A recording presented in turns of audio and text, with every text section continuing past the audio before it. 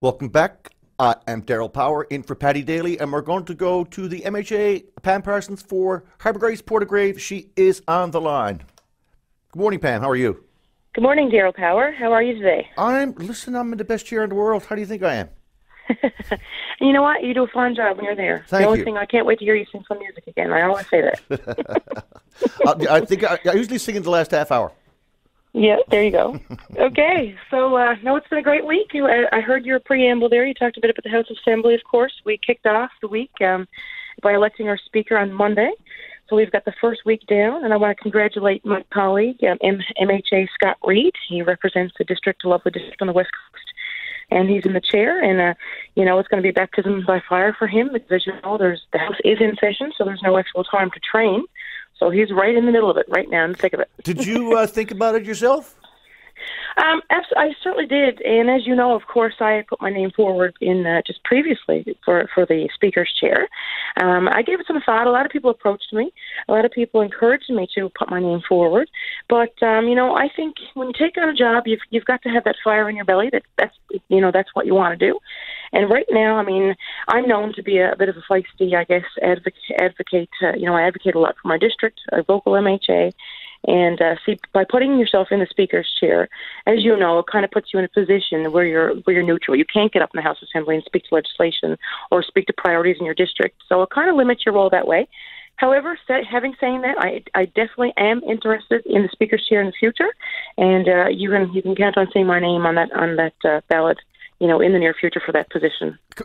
Let's face it. I think about the guy who's the Speaker in the British House of Parliament. He has literally become a global personality, right? He really has.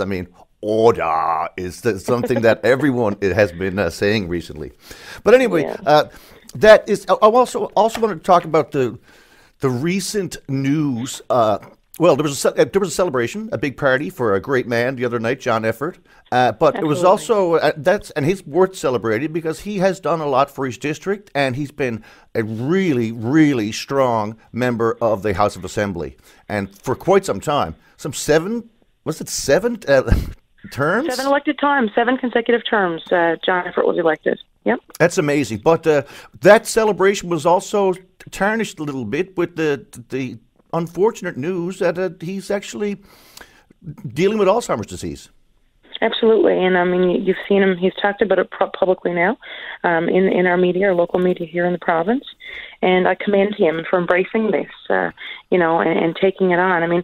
But you know what? I'm not one bit surprised. John Efford, in my opinion, is a true leader. He was almost premier at one time of the province. And, he's demonstrating those characteristics today. And thank God. And I'm happy to see that, he's in great spirits. And he appears to be, in wonderful health. And he said himself that he feels great. And it's a day-by-day thing. So I certainly wish him and Madonna. I have to to commend Madonna Efford as well, John's wife. Because, as you know, political life, it's a dedication. And if you're doing the job right, you get elected again. And it is a real dedication of your life, the time that you put into this career, to this work, because it's 24/7. It's certainly not a Monday to Friday. And, the calls come at all hours of the night, early in the morning, on the weekend, as you know, and your family has to be behind you. I can attest to that myself. When I ran and got elected, thankfully, I'm very grateful to be re-elected the second time as a member of Harbour Grace, Portagrave, and you've got to have that family support behind you. And so hats off to John and Madonna. Again, we had a beautiful celebration. It was hosted by the Portagrave Heritage Society, Portagrave Heritage Society down there. And it was a great evening. There were over 100 guests in attendance. There was also a video message sent from Paul Martin. Danny Dumresk, who's a lifelong friend and colleague of John Efford, was there and brought great remarks. Senator Fabian Manning was also there. So, it wasn't limited to one party stripe, let me tell you.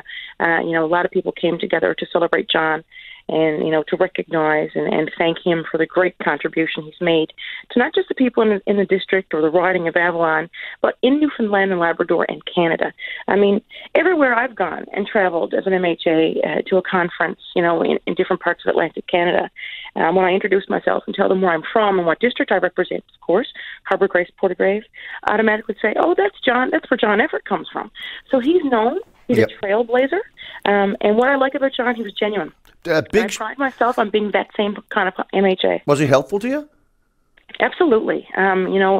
He came on board and he was there, and he came to every campaign launch that I've had. He reaches out from time to time to invite me down to his home, to discuss topics, to discuss history. He's made himself available to me, and he actually takes the initiative to reach out to call me. And actually, I've known John all my life, and my family has known John. And I know his kids. His daughter Jackie was my figure skating coach, and of course Lee is a friend of mine as well, and John, his other son. And so I know the family. I've known them all my life, and I'm happy to call him, a great friend. He lost by, he missed becoming premier by some 14 votes, which, it's a pretty close race. When you look at Alzheimer's disease, my mom actually passed away from Alzheimer's, and people down in Outer Cove would agree that she had one of the sharpest tongues down there. My friends were like literally scared to death of her because she could cut you in two. And to see someone who was had that much of a faculty to be able to and really make some change in her community, just to watch that downhill slide, But I was really impressed. Considering he was diagnosed 2 years ago, I was really impressed with how well spoken he was with Fred on here yesterday. Absolutely, and right, exactly. So I don't think you'd know just by observing him, unless he made it known to you. And again, I'm happy to see that, and I wish him. I hope these symptoms never come through for him. I mean, who knows? What can happen. You take care of yourself. You do the best you can to live your life, and you take each day. Mm-hmm. But something else about Alzheimer's. It's a disease that attacks young people as well. I mean, I have a friend and a constituent in my district whose dad was taken away. I mean, he was only in his 60s. And this man passed away with Alzheimer's just recently. So, one of my friends was, believe it or not, began to show signs and was diagnosed at 48 as being leading on the road to dementia. It's just scary. It's heartbreaking, is what it is. Very, very scary. Yeah, so I mean, we can never take any day for granted because we're only given that day. Mm-hmm. We're grateful to wake up, and when you wake up with your health and strength, my grandmother always said, if you don't have your health, you don't have anything. So let's live each day to the fullest and be kind to one another. I talked about decorum in the house right off the top. Really, it didn't last very long, did it? It's an interesting place to be. And Daryl, you've been there yourself, observing from the media, with the media's gallery up there next to the public gallery. There's a lot of passion in there. You've got 40 MHAs. 40 MHAs have put their names forward to represent the districts and the people. And, everybody's coming there with a cause. Everybody's representing. And so all I can say, I guess, is that passion maybe gets the better of them from time to time. I try and keep myself in check when I speak to legislation or when I'm talking in the House Assembly. I like to keep it to the topic or, to the debate itself. And but again, I look forward to hopefully someday being in that chair. And I was actually served as a deputy chair of committee. So I did get a taste of that just last term, where I've got to lead the committee work, of course, committee of the whole, and also conduct the proceeding of the House. So, you're in that role. It's like a referee. You've got to keep everybody, fair. And let me tell you, if you let one side get away with the other side will call you out as the speaker, as the chair. But the animosity that we see, whether you're in the House or whether you're on TV or the audio clips that we hear, is it really that bad when people bump into each other in the hall? No, I mean, that's the thing. That's the beauty of it. I mean, sometimes you see people in the house. I mean, the camera don't catch every angle. I mean, what you see is the person who's speaking. The camera's on the person who's talking at the time.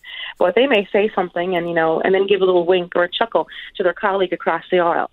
I mean, we all work together. We're all on a number of committees. I mean, I'm the chair of the Government Services Committee and vice chair of the Public Accounts Committee. And those are all party committees. So you're working with, the third party. You're working with the opposition, of course, government. So we all work together. I got to say, a lot of my good friends are on the other side of the house. And I talk to them leisurely as well. So I mean, and it's the same for all 40 MHAs. It'd be nice if we just kept, not have the Byrne Din or the Byrne Lester Cage matches going on. That's for sure. Pam, it's great to chat with you, but I got to go to the break. Okay, I wanted to get a little update on Coley's Point Primary. I got a list here, but I know you're short on your time. But I just want to, let my constituents know that this is on schedule, scheduled to open for 2021. There's a lot of work has been done. Concrete's poured, finished in October. The structural steel framing and joint installation is nearing completion. Roof installation and exterior work has begun. So things are underway. So I will call back and get you again to give that update. Sounds like a plan. And good morning to all you and your listeners. Thanks for this. Bye-bye. Thank you.